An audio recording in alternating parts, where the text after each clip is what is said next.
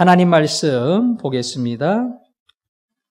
사사기 6장 11절부터 16절까지입니다. 여호와의 사자가 아비에셀 사람 요아스에게 속한 오브라에 이르러 상수리 나무 아래에 앉으니라. 마침 요아스의 아들 기드온이 미디안 사람에게 알리지 아니하려 하여 밀을 포도주 틀에서 타작하더니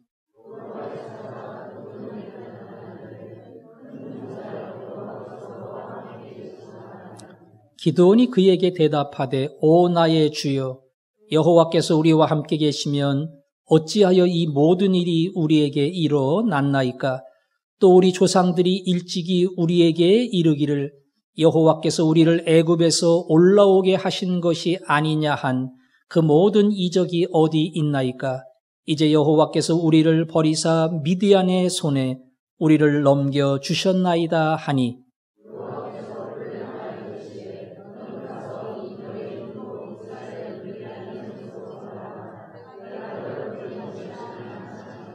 그러나 기드온이 그에게 대답하되 오 주여 내가 무엇으로 이스라엘을 구원하리이까? 보소서 나의 집은 므낫세 중에 극히 약하고 나는 내 아버지 집에서 가장 작은 자니이다 하니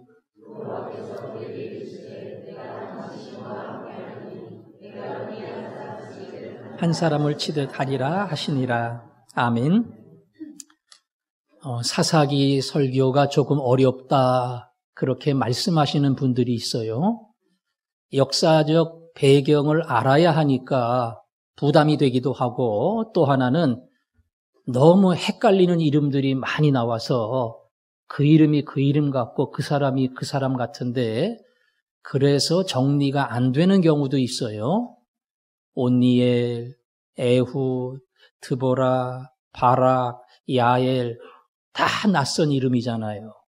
그래서 그냥 듣기가 어려운 것처럼 여겨질 겁니다. 그래서 앞으로는 필요하지 않으면 가능한 사람 이름을 얘기하지 않겠습니다. 혹시 답답하다고 여기시는 분들은 성경 본문을 참고하시면 됩니다. 그래도 오늘 본문에 나오는 사람 이름은 조금 기억을 해야 돼요. 오늘 본문에 나오는 주인공이 누굽니까? 기드온입니다. 기드온에 관한 설교를 이제부터 할 텐데 제가 가족 수양회 때 삼손에 관한 설교를 4번 했어요. 1시간씩. 근데 삼손이 가장 많은 기록으로 남겨져 있고 기드온도 그만큼 기록이 많아요. 그래서 삼손만큼 설교는 해야 되는데 제가 가능한 기드온의 말씀을 읽으면서 주시는 설교를 여러분과 함께 나누려고 합니다. 오늘 기드온 6장을 읽다 보면 1절에 이런 말씀이 먼저 나와요. 6장 1절 이스라엘 자손이 또 여호와의 목전에 악을 행하였으므로 이스라엘 자손이 또 여호와의 목전에 악을 행하였으므로 하나님은 고통받는 이스라엘 백성, 가나안 민족의 압제 속에 사는 이스라엘 백성을 구원했습니다. 그리고 40년 동안 평화를 주셨습니다. 그런데 오늘 성경에 보니까 이스라엘 자손이 또 여호와의 목전에 악을 행했다. 다시 불순종하고 그리고 악을 행하는 길로 달려갔다. 그 뜻입니다. 하나님을 잘 섬겼어요. 하나님이 복을 주시고 예배당에 사람이 넘치고 그래서 찬송을 하고 하나님을 경외하는 그런 은혜로운 시대를 살았습니다. 20년, 30년, 40년이 지나면서 점점 세상을 향해 돈과 물질을 향해 욕심을 내다가 돈을 약속하고 땅을 약속하는 바알의 신앙으로 돌아가기 시작했고 드디어 다시 또 이스라엘 백성의 타락이 시작됐습니다. 이전에도 사사를 보낼 때마다 등장하는 단어가 또 이 백성이 계속 다시 이 단어가 새롭게 나타납니다. 여러분 조금 주의 깊게 1절을 읽다 보면 이스라엘 백성에 대한 여러분의 감정이 어떻게 드러나는지 모르겠습니다. 이전에도 또였는데, 그 이전에도 또였는데, 옛날에도 그랬는데 계속 이 백성이 못되기는 되게 못됐다. 어쩜 이렇게 말을 안 들을 수 있나? 하나님이 불쌍히 여기시고 살려주시고 그리고 민족의 평화를 약속했으면 그때는 정신 차려야지. 잘 나가다가 왜 또 이런 반복의 실패를 경험을 하는가? 그걸 보면서 안타까워하는 사람도 있을 겁니다. 그런데 이것은 사실은 그 선배, 아버지, 할아버지, 조상적부터 전력이 있어요. 이스라엘 백성이 애굽에서 해방되어 나올 때에 광야 가나안을 향한 길을 지나가게 됩니다. 그때 이스라엘 백성들이 툭 하면 원망을 했어요. 광야에 물이 없다. 고기가 없다. 양식이 없다. 모세를 향해 손가락질하고 불평하고 원망하고 그러면서 하는 소리가 애굽에 있을 때가 좋았는데 거기서 고기를 먹었는데 거기서 먹을 거 먹을 수 있었는데 좋기는 뭐가 좋아요? 애굽에서 노예로 살았는데. 제가 볼 때는 거진 뻥이에요. 무슨 고기를 먹어요? 고기를 먹기는. 지금이 불만스럽고 원망이 가득 차니까 그냥 괜히 옛날 얘기하고 시비 걸고 불평하고 그러는 거예요. 그래서 모세가 그들을 향해 목이 곧은 백성이다. 숙일 줄을 모르고 감사를 모르고 빳빳하게 자기 요구 안 들어주면 불평하고 원망하는 이스라엘 백성이다. 그렇게 그들을 보며 한탄을 했습니다. 오늘 그 후손이 똑같아요.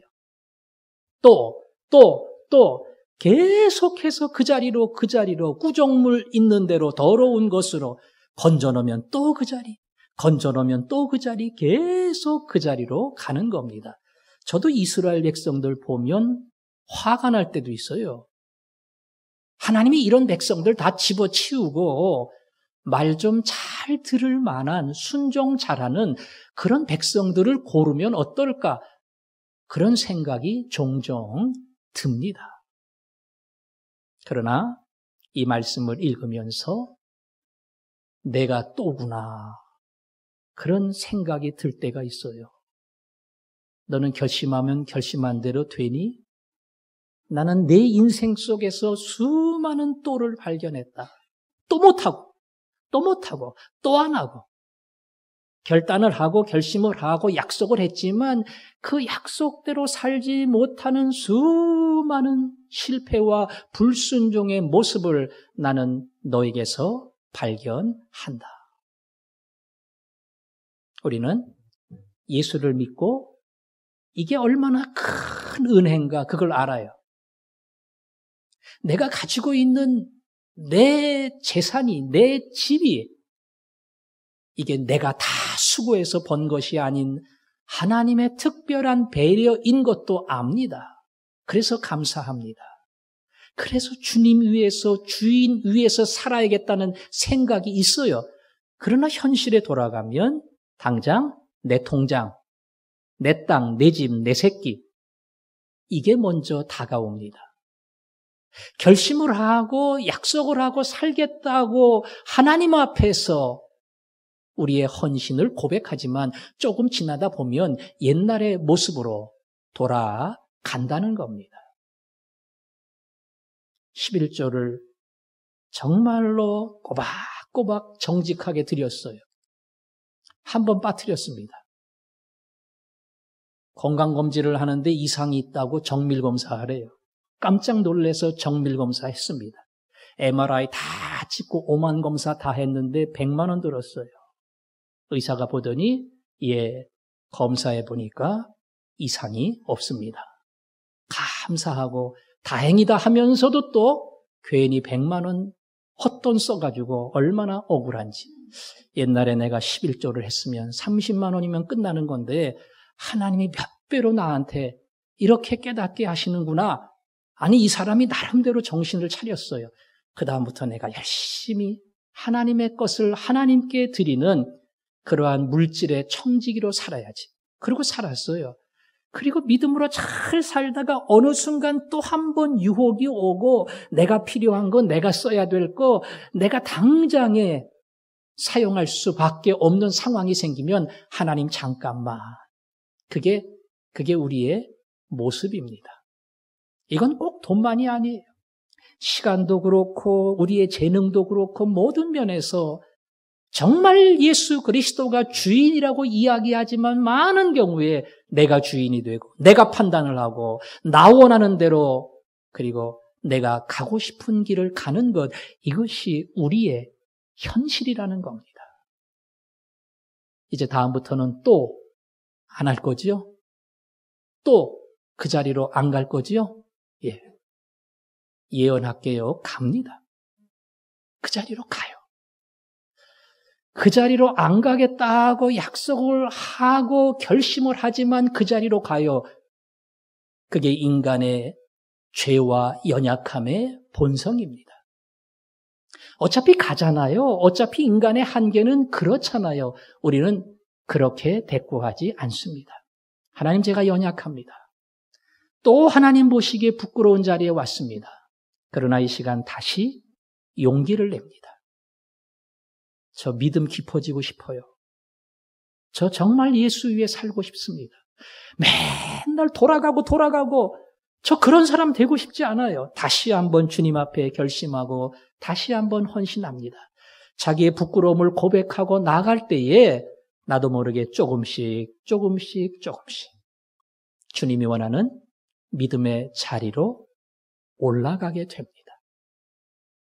우리는 우리의 모습을 솔직하게 인정을 해야 돼요. 아무리 결심을 하고 아무리 노력을 한다 할지라도 언제든지 넘어질 수 있다는 것. 그리고 그 상황을 주님 앞에 고백을 하고 주여 나를 도와주옵소서. 정말 믿음 생활 잘하는 예수 같은 사람이 되기를 원합니다. 기도하고 나아갈 때에 또의 역사가 자꾸 줄어듭니다. 그리고 또 순종했더라. 또 충성했더라. 또 헌신했더라. 이런 새로운 역사와 삶이 여러분에게 일어날 줄을 믿습니다. 이스라엘 백성은 범죄했습니다. 그래서 하나님이 그들을 징계하셨어요. 이번에는 미디안 백성들을 통해 그들을 쳤는데, 미디안 백성들은 유목민족입니다. 한 군데 머물러 있지 아니하고 미디안, 아말렉 여러 백성들이 여기저기 머물다가 때가 되면 와요. 어느 때 추수할 때 그때 확 와가지고 추수한 곡식, 짐승 이런 거 다 휩쓸어가지고 갑니다. 옛날 우리가 보릿고개 얘기도 하고 소나무 껍질, 저는 전혀 모르는 이야기인데 추수한 곡식 다 거두어 가니까 먹을 게 없잖아요.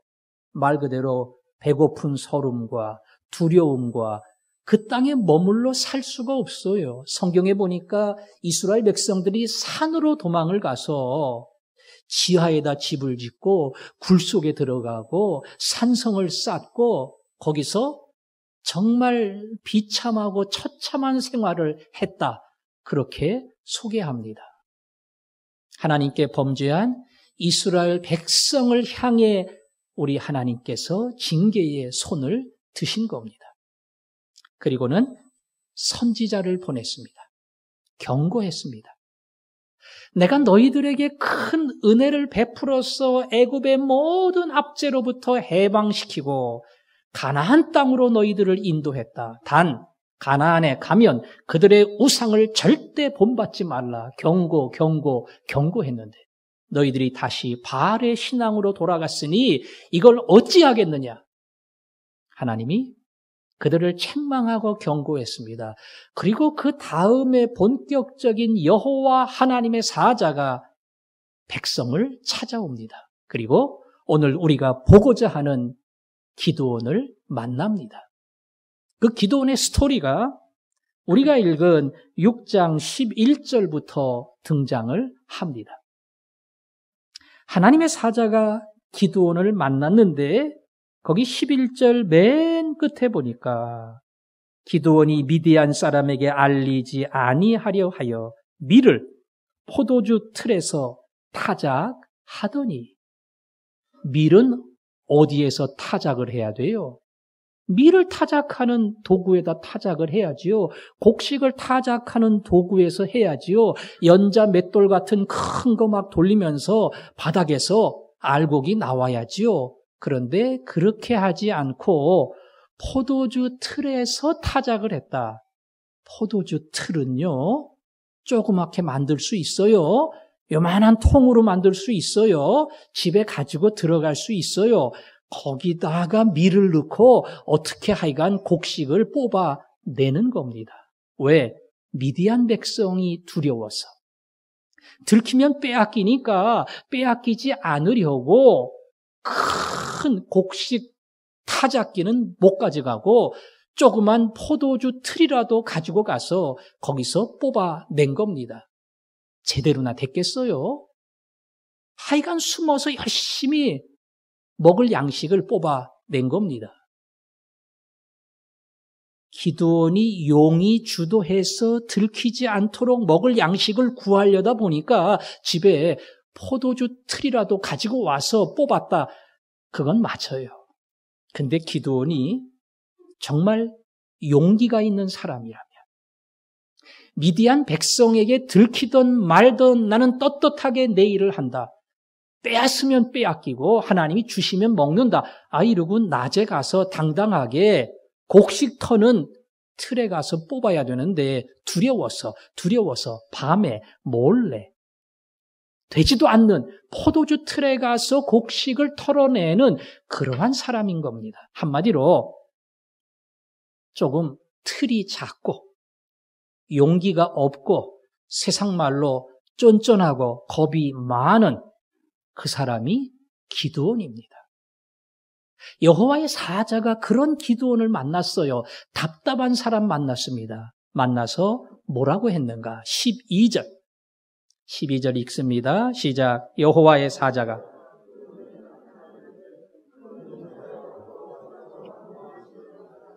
큰 용사여 여호와께서 너와 함께 계시도다. 크긴 뭐가 커요? 작은데. 용사는 무슨 용사예요? 겁쟁인데. 그런데 여호와의 사자가 미디안을 두려워 집 안에서 조용히 곡식을 뽑아내고 있는 기드온을 찾아가 큰 용사여 여호와께서 너와 함께 계시도다.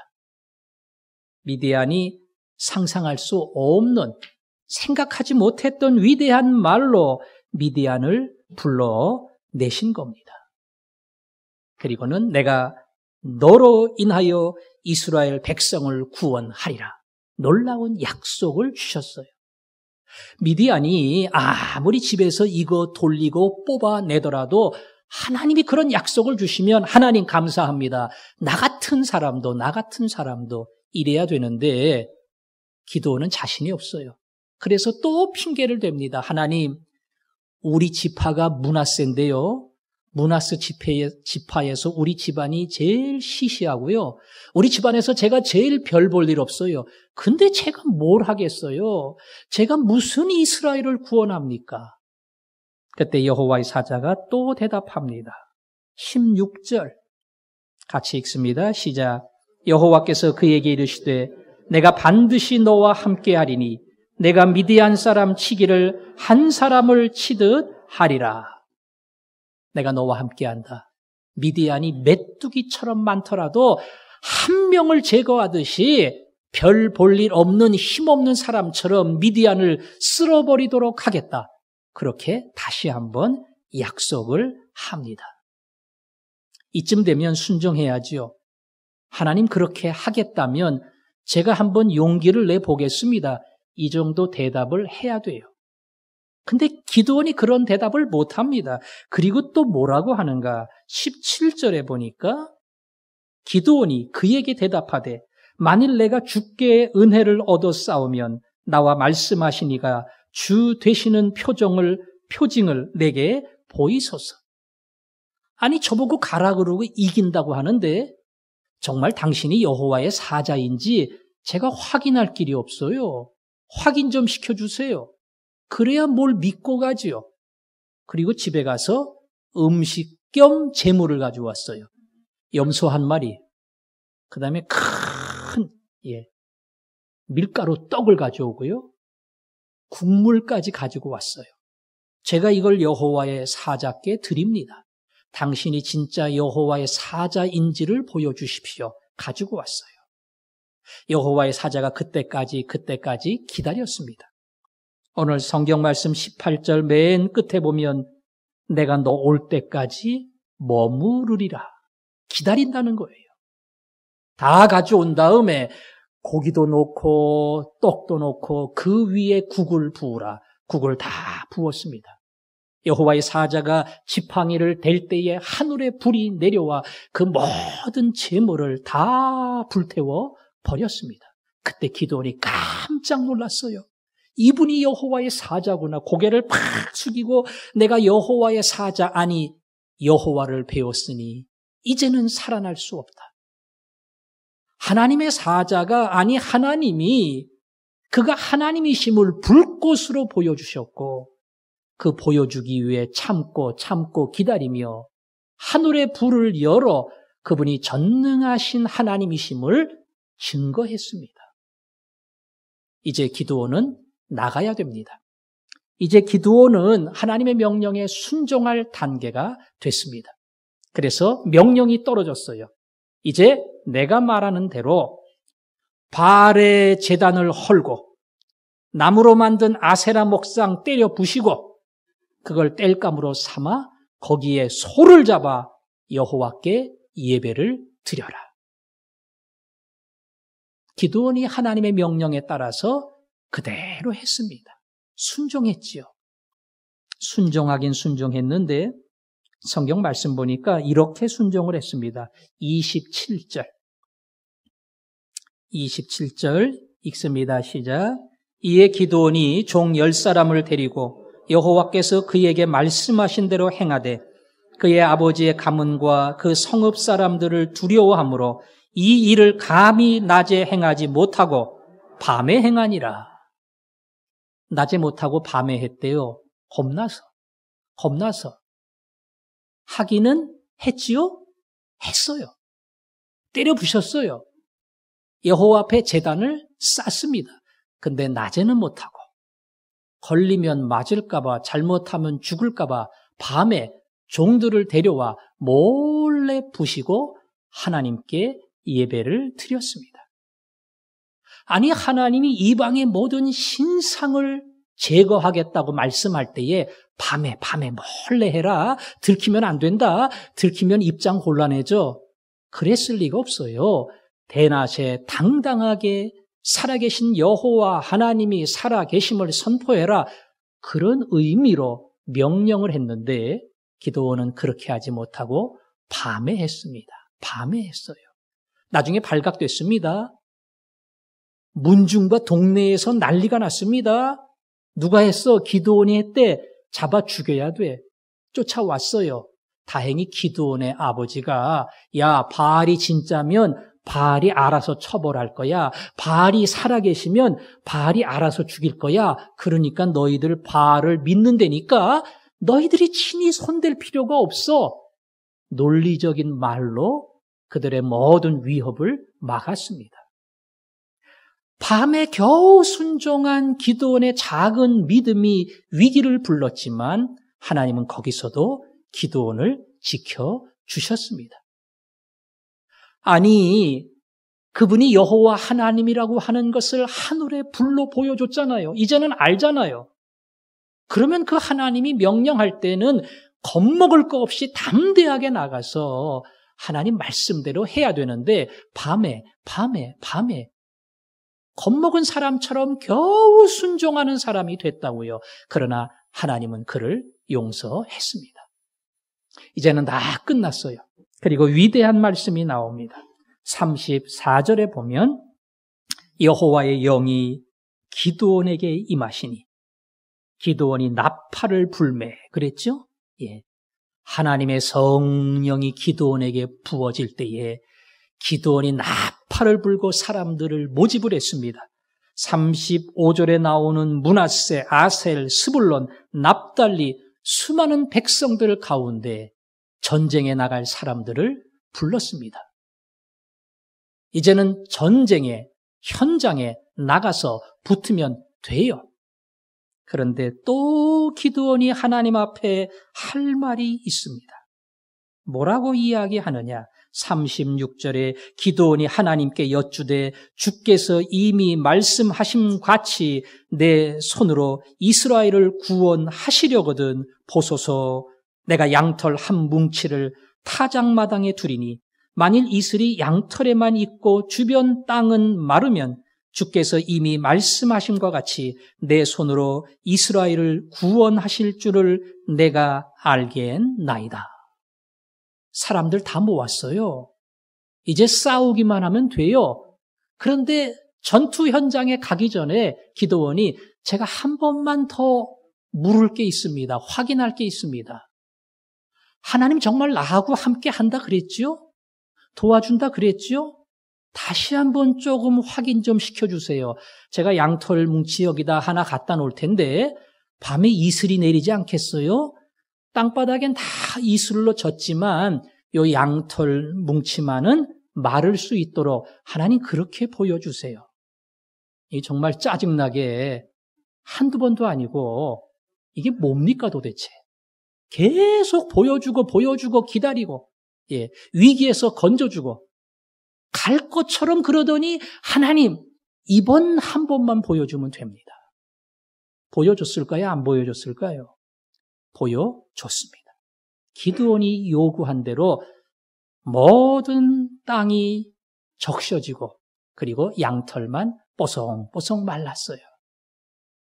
근데 또 기도합니다. 반대로 한 번 더 해주세요. 땅은 다 마르고요. 아니 땅은 저도 헷갈려요 이게. 땅은 마르고. 하여간 반대로 하나님 한번 바꿔주세요. 바꿔줬어요.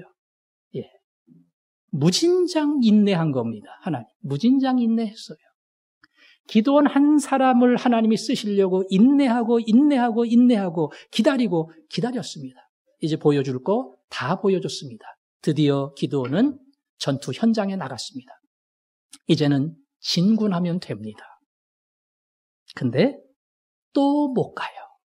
또 못 갑니다. 여러분도 짜증나지요? 왜 이렇게 못 갈까? 이렇게 많이 보여줬는데, 이렇게 많이 용기를 줬는데 왜 못 갈까? 못 갑니다. 제가 그 본문은 7장에 있는데 읽지는 않겠어요. 미디안과 아말렉과 적의 연합군은 땅에 꽉 찼습니다. 정말 메뚜기떼처럼 많아요. 우리는 보잘것없습니다. 원래 우리 군대 다 모을 때는 32,000명이었는데 하나님이 너무 많다고 줄여라. 할 수 없이 줄였어요. 가고 싶은 사람 다 가. 그랬더니 10,000명 남았어요. 더 줄여. 이기면 10,000명으로 이긴 줄 알아. 더 줄여. 그래야지 내가 한 줄 알지. 기드온이 할 수 없이 줄였어요. 줄여서 최후로 남은 사람이 300명이에요. 이야, 이건 전혀 게임이 안 되는 거예요. 300명 가지고 수십만 명의 적을 어떻게 이기냐고요. 또 불안해지는 겁니다. 그래서 발걸음을 내딛지를 못해요. 그때 하나님이 아직도 불안하니 너 부관 데리고 적의 진영에 몰래 가봐라. 갔어요. 가만 보니까 그 안에 사람들이 웅성웅성 하는데 어떤 사람이 그래요. 내가 희한한 꿈을 꿨다. 큰 보리 덩어리가 막 굴러오는데 장막을 확 덮치니까 그냥 장막이 처참하게 무너지는 거. 이야, 깜짝 놀랐어. 꿈 얘기를 듣던 사람이 야, 큰일 났어. 그게 바로 기드온이야. 그게 기드온이야. 기드온이 이 백성을 우리 군대를 다 때려 부시겠다는 그 소리야. 겁에 꽉 질려가지고 그렇게 그냥 한숨 쉬는 소리를 기드온 본인이 들은 거예요. 자기 이름 얘기하는 거를. 그때는 확신을 얻었습니다. 하나님 정말 나를 쓰시는군요. 아니 적군도 저렇게 내가 가면 죽겠다고 저러는데 나는 왜 이렇게 자신감이 없을까요? 하나님, 제가 이제는 갑니다. 그러고 갔어요. 저는 하나님이 몇 번이나 했는지 기억도 안 나요. 아마 6번, 7번 그렇게 했을걸요. 기다리고 끝내 기드온을 불러내시고 세우시고 미디안을 무너뜨리는 이스라엘의 사사로 만드신 겁니다. 우리는 우리의 삶 속에서 하나님의 기다림을 종종 돌아보며 깨달을 때가 있어요. 하나님은 아싸래서 할래 안 할래? 안 해? 그럼 끝이야. 이런 분이 아니에요. 얼마나 감사한지 몰라요. 하나님은 기다립니다. 우리의 수준을 아시고 우리의 능력을 아시고 우리의 한계를 아시는 하나님이 계속 격려해 주시고 내가 함께한다. 넌 능히 이긴다. 능히 물리친다. 내가 도와준다. 나는 하나님이다. 이거로 보여주시고 저거로 보여주시고 자꾸 기다리면서 나를 세우시고 나를 통해 일하시려고 하는 하나님의 인내가 있고 열심히 있다고요. 저는 벌써 여러 번 제 얘기를 했을 거예요. 제 삶 속에 하나님의 이해할 수 없는 기다림이 있었다는 거, 저는 그걸 부인할 길이 없습니다. 제가 압니다. 너 그래가지고 목사 하겠어? 너 그래가지고 어떻게 성도를 변화시키겠니? 어떻게 내 모습을 통해서, 내 삶을 통해서, 내 입술을 통해서, 내 설교를 통해서 하나님 교회의 거룩한 백성들이 바뀔 수 있겠냐? 제가 수준 이하입니다. 하나님 보시기에 거의 기드온이에요. 맨날 엉뚱한 짓만 하고 남들 모르게 부끄러운 모습으로 살아가는 내 삶. 하나님이 정말 짜증내고 귀찮고 내가 너 포기하고 딴 사람 써야지. 그럴 수 있어요. 기다립니다.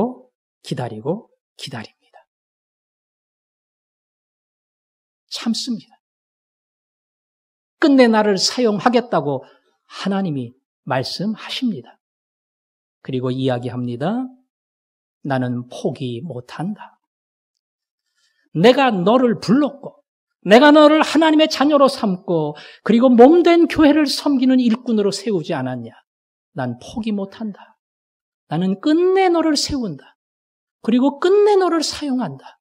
조금 심하게 말하면 본전 드린 게 얼마인 줄 아냐?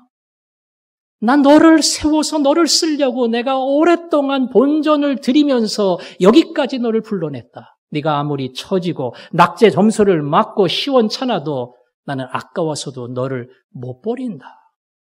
난 포기 못한다. 이게 저에게 주시는 하나님의 음성입니다. 물론 종종 잊어버릴 때 있어요.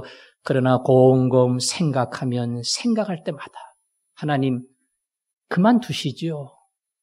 하나님 그냥 손을 놓으시죠. 가능성이 없는 사람을, 미래가 안 보이는 사람을 하나님 쓰실 만한 수준도, 헌신도, 충성도 없는 사람을 왜 하나님 자꾸 쓰시는 거예요?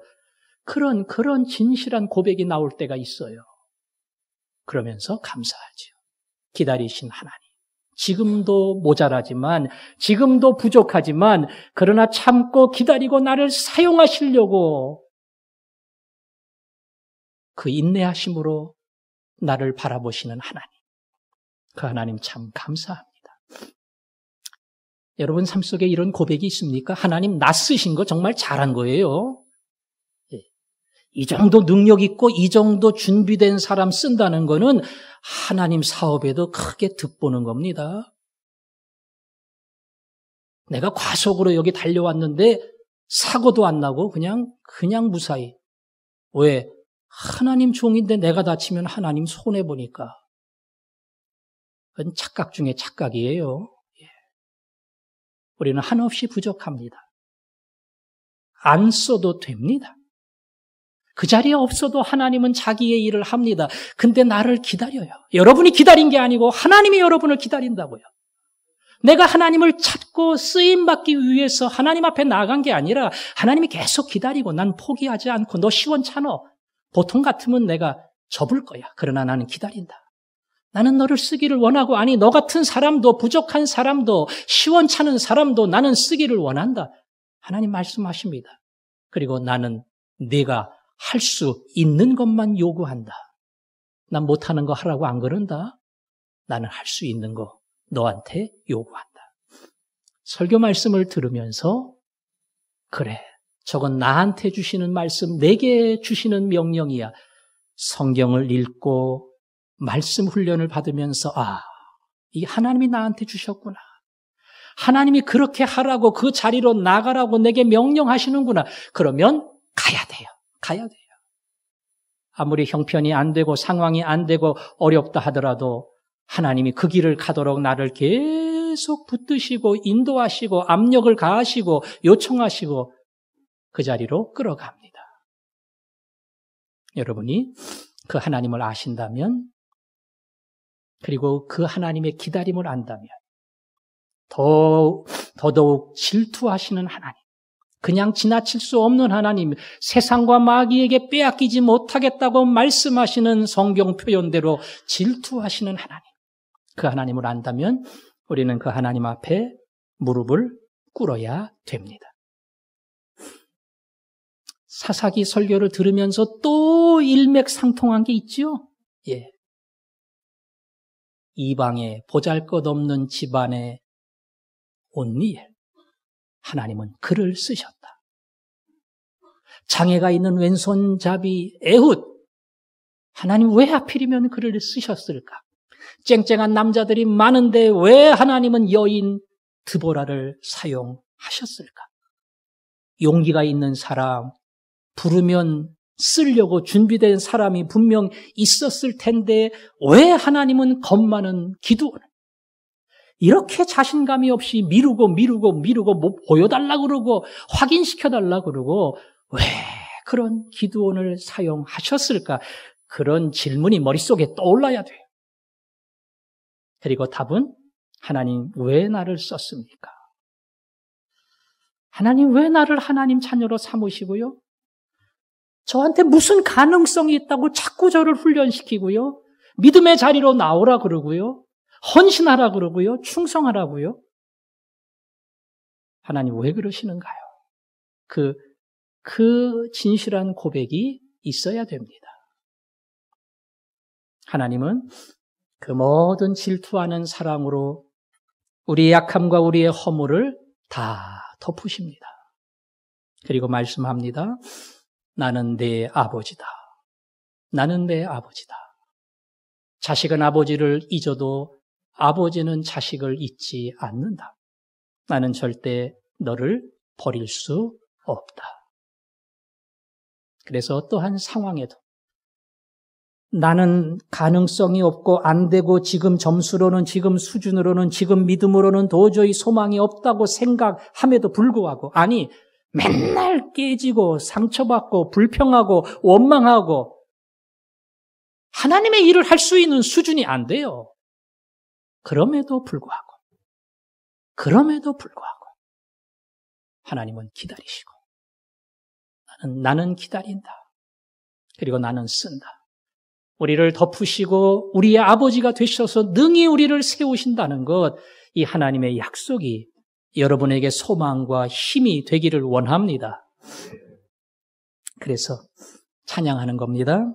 그럼에도 불구하고 날 사랑하시는 내 하나님, 그 하나님이 나의 모든 걸 덮고 그럼에도 불구하고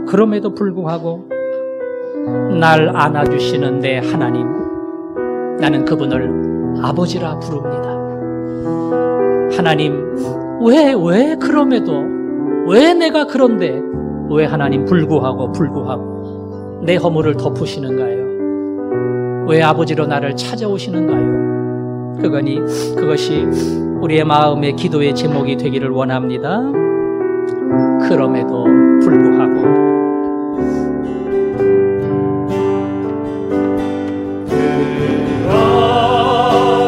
불구하고 날 사랑하신 내 하나님의 사랑은 나의 모든 걸 덮고 그럼에도 불구하고 날 안아주시는 내 하나님을 부를 때 아버지라 부르죠.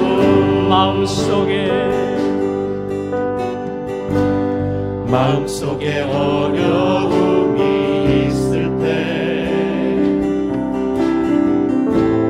마음속에 어려움이 있을 때 마음속에 어려움이 있을 때 주님 내게 먼저 오사 내 마음을 만지고 주님 앞에 나아올 수 없을 때 주님 앞에 나아올 수 없을 때 주님 앞에 나아올 수 없을 때 주님 날 먼저 안으시네. 그럼에도 불구하고 날 사랑하시는 내 하나님의 사랑에 나의 모든 걸 덮고 그럼에도 불구하고 날 안아주시는 내 하나님을 부를 때 아버지라 그럼에도 불구하고 날 사랑하시는 내 하나님의 사랑을 나의 모든 걸 덮고 그럼에도 불구하고 날 안아주시는 내 하나님을 부를 때 아버지라 그럼에도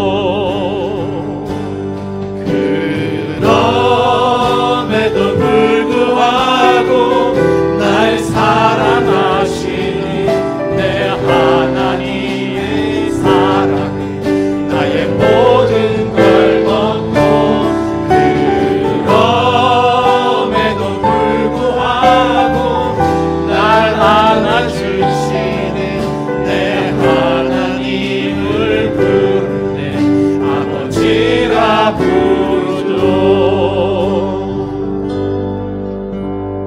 기도합시다.